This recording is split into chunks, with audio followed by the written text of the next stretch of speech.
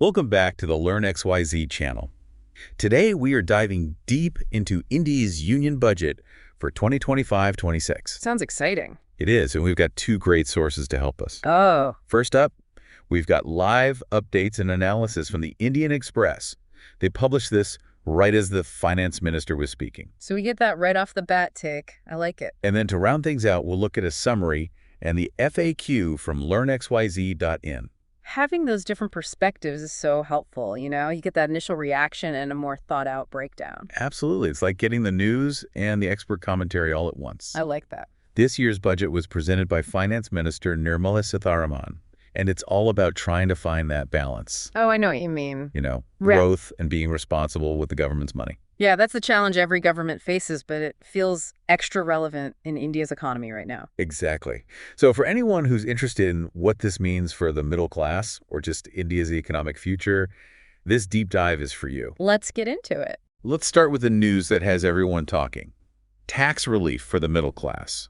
Yeah, no income tax for those earning up to 12 lakh per year. That's a big deal. Okay, so how does that work? Some of our listeners might not be super familiar with India's tax system, so break it down for us. Sure. So basically, they've got this new system of tax slabs. Okay. Income up to 4 lakh, completely tax-free. Then from 4 lakh to 8 lakh, you pay 5%. And from 8 lakh to 12 lakh, it's 10%. And then those rates go up as you earn more. But how does that mean people earning up to 12 lakh pay nothing? That's where the rebate comes in. Right. Even if you're earning, say, 10 lakh, you're in that 10% bracket. But this rebate cancels out what you owe. So even after standard deductions, which we can get into, you end up paying no income tax. Oh, so it's like a discount that wipes out your tax bill. Exactly. Makes sense. It's designed to help out folks in those lower income brackets. Now, the Indian Express said that people are feeling overtaxed. Do you think this addresses that? I think it's a good step, especially for those who are now in that zero tax group. It could make people spend more, which helps the economy. Okay, more money in people's pockets. But what about the bigger picture? How about boosting India's economy overall? Right, so that's where the finance minister's 4 engines come into play. Agriculture, MSMEs, investments, and exports, I remember. Exactly. Those are the key areas for growth, and the budget puts money and policies behind them. But maybe we should break those down a bit. Sounds good. Let's start with agriculture. Yeah. There's this new thing called the Prime Minister Dhanya Krishi Yojana. It's designed to increase how much food we produce. And just to be clear, LearnXYZ calls this the Dhanya scheme, right? Yep, same thing, just a slightly different name. The goal's the same, to help farmers produce more and improve their livelihoods. Okay, makes sense. Now, what about MSMEs? What's being done to support them? Oh, lots of stuff. Easier loans, tax breaks, programs to teach new skills. And all of that helps those small and medium-sized businesses grow and create jobs, right? Exactly. They're vital for the Indian economy. Now, one thing that really stood out from the LearnXYZ FAQ was this change in FDI limits for insurance. It's up to 100% now. Yeah, that was big news. What does that mean for people, like, if someone's thinking about getting insurance? It's huge. It means foreign insurance companies can come into the Indian market. So more competition. Yep. We might see more options for insurance, different types of plans. Instead of just the standard stuff, we might see more tailored options. Yeah, maybe. Like, think of special insurance for small businesses or new different health insurance plans. And would that mean prices go down? Usually when you have more competition, prices get more competitive. But the Indian insurance market is complicated, so who knows? Right, there are always other factors. But it's definitely something to keep an eye on. Absolutely. This could change things a lot. For those who want to dive deep into this and other parts of the budget, they should check out that FAQ section on LearnXYZ.in. Totally. It's got a ton of info, and they answer all those common questions people have. Okay, back to those 4 engines. We've got agriculture and MSMEs. Now, what about investments? The budget is all about attracting investments from inside India and from other countries, especially in infrastructure and manufacturing. How are they going to do that? Well, they're doing a bunch of things. Giving tax breaks, making regulations easier, and making it easier to do business in India in general. So making it more attractive for companies to invest and grow. Exactly. The goal is to get the economy moving and create new jobs. Got it. And last but not least, how about exports? What's the plan to boost those?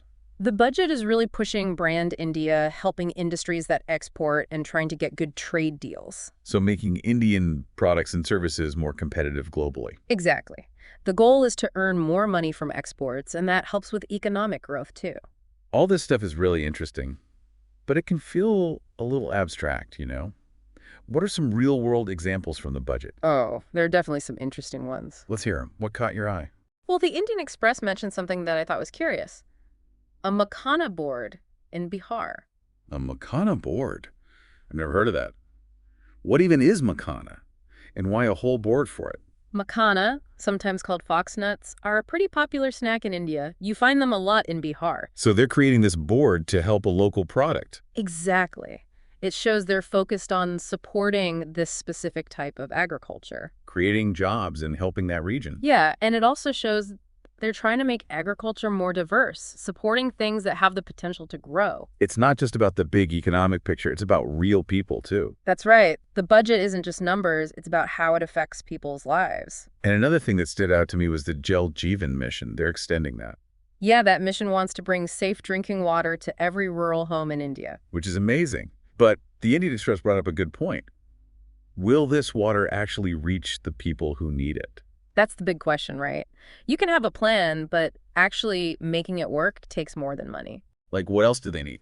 Enough people to do the work, good infrastructure, and ways to check that everything is going as planned. So it's about being accountable and making sure those resources actually get to the people they are meant for. Exactly. Turning plans into reality is the hardest part.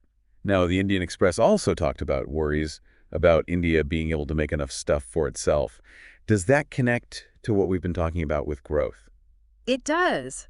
If India wants to keep growing, it needs to get better at manufacturing. They need to rely less on imports and meet their own needs. So it's about building a stronger base for growth, not just chasing those GDP numbers. Yes, exactly. A more self-reliant economy. Okay, last example from my notes, those 50,000 adult tinkering labs. What's the point of those? Those are meant to get kids excited about science and invention. So it's about the future, hoping these kids become inventors and start their own businesses. Exactly. It's investing in people, giving them the skills to do well in a world where technology is changing so fast. This budget seems really focused on the future. But before we move on, let's think about how this might affect our listeners. That's a good idea. It's all about connecting these big announcements back to everyday life. So how could these things change our listeners' jobs, how much things cost, or what opportunities they have? Okay, so the changes in taxes could mean people have more money to spend. Right. And that could lead to businesses doing better, which could mean more jobs. What about infrastructure stuff? Building new roads, railways, and making cities better, that creates jobs right away, and it improves how we get around and our quality of life once it's all done. And those adult tinkering labs could lead to new careers. Right? Definitely. It could get young people interested in science and tech, and that's where a lot of innovation happens. And don't forget about insurance. If there's more competition, people might get better deals. That's right. And hey, if anyone wants to learn more, head over to LearnXYZ-In. Our website has this awesome FAQ that explains all the complicated stuff in an easy-to-understand way. It's a goldmine of information for anyone who wants to understand what this all means. Totally. It helps you see how the budget could change your life. So far, we've been talking a lot about the economic stuff, which makes sense, since that's the budget's main focus. Yeah, it's all about making the economy grow and being smart with the government's money. But what about how it affects society? Does the budget do enough for things like education, healthcare, and inequality? It's a good question. The budget does put money towards education and healthcare, but some people think it needs to do more to solve those big social problems. Right. It's a tough job to balance growing the economy with taking care of people. Yeah, finding that balance is important. The budget shouldn't just be about money, it should also be about people's well-being. It's about creating a future where everyone can do well, not just economically, but in all areas of life. I like that. Okay, we've gone over a lot in this first part of our deep dive, and there's more to come. Oh yeah, we're just getting started. Join us in the next part as we keep unpacking this budget. We'll be talking about how much growth they expect, what challenges they face, and what this all means for India moving forward. And don't forget, to learn more, head over to LearnXYZ.in. We've got articles, videos, FAQs, all sorts of stuff to help you understand the world better. So stay tuned for part 2 of our deep dive into India's union budget for 2025-26. We'll be back soon with more insights and analysis. We will. All right, so picking up where we left off, let's talk about how much this budget expects the economy to grow. Right. Both the Indian Express and LearnXYZ-In mentioned a GDP growth projection of 6.3 to 6.8%. But before we get into that, maybe a quick explanation for anyone who isn't an economist. Definitely. GDP, which stands for Gross Domestic Product, is basically a way to measure the total value of all the stuff a country produces in a year, like goods and services. So it's like a snapshot of how much economic activity is happening. Exactly. And when we talk about GDP growth, we're talking about how much that activity has increased. So if GDP growth is higher, it generally means the economy is doing better. Right. It means more production, more jobs, and potentially people earning more. Got it. So that 6.3 to 6.8% projection, is that good? It's pretty decent, especially considering how the global economy is doing right now. But we have to remember the challenges India's facing. The budget mentions some of those, right? Like manufacturing slowing down, inflation, and needing to control government spending. Exactly. Those things could affect how much the economy actually grows. It's like trying to juggle while running a marathon. Tough to pull off. Haha, that's a good analogy. It takes balance and some smart decisions. Speaking of challenges, the Indian Express mentioned those concerns about India being able to make enough for its own needs. How does that fit in with wanting the economy to grow? That's really important. If India wants to keep growing in the long term, it needs to make more stuff within the country. It can't rely so much on imports, and it needs to meet its own demand. So it's about creating an economy that can stand on its own 2 feet. Exactly. And ideally, when you make more domestically, it fuels more growth, which then leads to even more investment in your own industries. That makes sense. It all ties back to that Make in India push we talked about earlier. Yes, and the budget has several announcements to try and help domestic manufacturing. Like what? Well, one thing is setting up a national manufacturing mission. Okay, what's that about? It's basically a way to support manufacturing businesses of all sizes, big and small, through policies, roadmaps, and governance structures. Sounds like they're really serious about making India then. It seems that way, but whether it worked or not will depend on how well they actually implement it and how businesses respond. That's always the key, isn't it? Mm. Execution. We'll have to see how this all plays out. Yeah. So, any other specific examples or takeaways from the budget that stood out to you? Yeah, a couple. First, they're putting a lot of money into infrastructure. Right. Roads, railways, cities, we talked about that. But remind me, why is that so important? Think of it this way. Infrastructure is like the foundation of an economy. When it's good, it makes it easier to trade, transport things, and connect different parts of the country. So it's not just about building cool new stuff. Right. It sets the stage for economic growth. When you have better infrastructure, you attract more investments, create jobs, and people's lives improve. Makes sense. Now, another area they talked about was the digital economy. Definitely. There's a big push toward going digital in all sorts of sectors. We hear all these buzzwords, AI, blockchain, 5G, but what does that actually mean for everyday people? That's the key question. It's not just about having the coolest tech. It's about using it to make people's lives better. Can you give us an example? Sure. Imagine if people in rural areas could get fast, reliable internet. Think how much that would change things for education, healthcare, just staying connected. Yeah, that would be huge. Or how about using AI for healthcare? Imagine catching diseases early, treatments designed just for you, and healthcare that's delivered more efficiently. That would be incredible. Those are just a few examples, but it seems like there's so much potential. There really is. It's pretty exciting to think about how technology could change India. Okay, we've talked about the good stuff, but every budget has its downsides, right? Any risks or worries that we haven't talked about yet? You're right. It's important to think about the potential problems, too. One concern is the fiscal deficit. That's the difference between how much the government spends and how much they take in, right? Exactly. And while the government has talked about getting that under control, it's going to take some careful planning to cut spending and increase revenue. So it's a balancing act between funding important programs and being responsible with money. Definitely. Another thing to think about is what's happening in the global economy. Yeah, what happens in other parts of the world affects India too. Exactly. Things like oil prices, problems with supply chains, and political stuff happening in other countries, they can all have an impact. So it's not just about what's happening in India. Right. The global landscape can change quickly, so it's important to be ready for anything. It sounds like this budget is walking a fine line between being ambitious and being cautious. I think you're right. It's about aiming for a lot of growth while also being prepared for problems and making sure things are sustainable in the long run. Before we move on, I just want to remind everyone that our website, LearnXYZ-In, has a ton of information about this budget. Yes. Articles, videos, FAQs, all sorts of stuff. So if you want to dive deeper into a specific part of the budget, check it out. You've got you covered. All right, let's move on to the final part of our deep dive, where we'll talk about the budget's overall impact and what it all means for our listeners. All right, we've covered a ton. Tax breaks, the four engines, specific things in the budget, how much growth they expect, and the challenges they might face. We really got into the nitty-gritty, huh? We did. So let's tie it all together. What's the big takeaway here? If our listeners could only remember one or two things about this budget, what should they be? I'd say the main things are, this budget is all about trying to make the economy grow while being responsible with the government's money.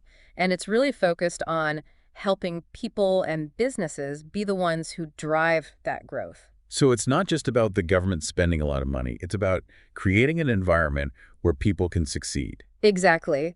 There's a lot in there about giving people the skills and resources they need, whether it's tax breaks, investing in education, or supporting people who start businesses. It's investing in people, basically. Yeah, it's recognizing that people are the ones who make an economy grow. Along with that focus on people, there's also a lot about updating India's infrastructure and all that digital technology. Definitely. They're putting a lot of money towards infrastructure and going digital, which makes sense. Those are the building blocks for a modern economy. So this budget is really looking ahead to the future. Absolutely. It's about setting India up for success in the long run. But it's not all smooth sailing, right? We talked about some of the concerns like the fiscal deficit, what's happening in the global economy, and making sure everyone benefits from this growth, not just a few. All valid points. It'll be important to see how well they can actually put this budget into action and fix any problems that pop up. Right. It's one thing to have a plan. It's another to make it happen. Totally. It all comes down to execution. If they execute well, they can reach those ambitious goals. Now, before we wrap up, I want to leave our listeners with something to think about. Oh, what's that? We've spent a lot of time talking about the economics, right? Right. But what about how this budget affects society as a whole? Does it really do enough to deal with things like poverty, inequality, and making sure everyone has access to good education and healthcare? That's a really important question and one we should all be thinking about. The budget does have some money for social programs, but some people say it's not enough to solve those big problems. It's a tough issue. There are no easy answers. Right. There's always that back and forth about what the government's role should be in fixing social problems and how to balance that with economic stuff. It's a discussion that needs to keep happening, and we as citizens should be part of it. So I want our listeners to consider that question. Think about what this budget means, not just for your own wallet, but for everyone in India. It's about building a future that's good for everyone, not just a few. That's a great way to put it. And before we go, I want to remind everyone about our website, LearnXYZ-In. Yes, it's full of information, resources, and all kinds of stuff to help you understand this budget and other topics that matter. So if you want to learn more and stay informed, check it out. It's www.learnxyz.in. We love making learning fun and accessible. And don't forget to like this video and subscribe to the LearnXYZ channel for more deep dives like this one. We're always exploring new things and bringing you the latest insights. Thanks for joining us on the LearnXYZ channel for this deep dive into India's union budget for 2025-26. It was great unpacking all this with you. We hope you learned a lot and found it interesting. And maybe it'll spark your curiosity to learn even more. Until next time, keep learning and stay curious. We'll see you then.